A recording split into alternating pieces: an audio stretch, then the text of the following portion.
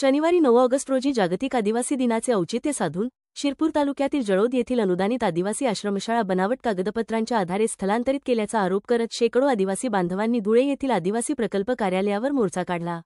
1995 पासून गावात सुरू असलेली ही शाळा शासनाची दिशाभूल करून भामपूर येथे हलवण्यात आल्याचा दावा ग्रामस्थांनी केला आहे। यावेळी आंदोलकांनी जोरदार घोषणाबाजी करत आपल्या 3 प्रमुख मागण्या प्रशासनासमोर ठेवल्या। यामध्ये शाळेचे स्थलांतर तात्काळ रद्द करावे, फसवणूक करणाऱ्या संस्थेवर कारवाई करावी आणि चुकीची माहिती देणाऱ्या मुख्याध्यापकांचे निलंबन करावे या मागण्यांचा समावेश आहे। मागण्यांचे निवेदन प्रकल्प अधिकाऱ्यांना सादर करण्यात आले आहे।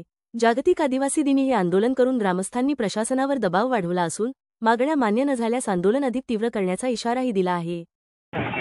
मी बाळू सोमा शिंदे, ग्रामपंचायत जळोद, तालुका शिरपूर, जिल्हा धुळे, जळोद गावाहून आले आदिवासी आश्रमशाळेचं चुकीच्या कागदपत्रांच्या आधारे स्थलांतर करण्यात आलं।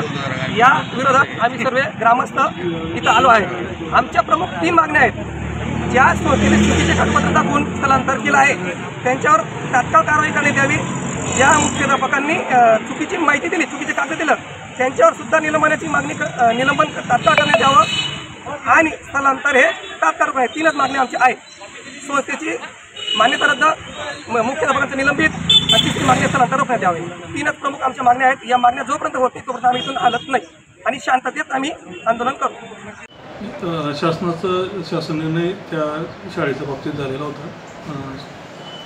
स्थलांतरास शासनाने मान्यता दिली होती, परंतु अद्याप शाळा त्या ठिकाणी स्थलांतर झालेली नाही दुसऱ्या ठिकाणी, आणि त्याच्या बाबतीत गावकऱ्यांनी आपल्याकडं निवेदन दिलेलं होतं आणि त्याच्या अनुषंगाने आम्ही एक चौकशी समिती आमच्या स्तरावर नेमलेली आहे आणि त्या चौकशीच्या समितीच्या अहवालाच्या अधीन राहून आम्ही सदर संस्थेला जोपर्यंत वरिष्ठ स्तरावरून याचा निर्णय होणार नाही तोपर्यंत संस्था स्थलांतर करू नये असं या चर्चेमध्ये निवेदन करताना आश्वासन दिलं आणि त्या बाबतीत त्यांना पत्र दिलेलं आहे। त्याच्या बाबतीत आपले जे शिक्षण विस्तार अधिकारी असतात त्यांचे रिपोर्ट जे आम्ही बघतोय चौकशी समितीमध्ये ते पण घेतलेले आहे आणि त्याच्यानुसार कारवाई होणार।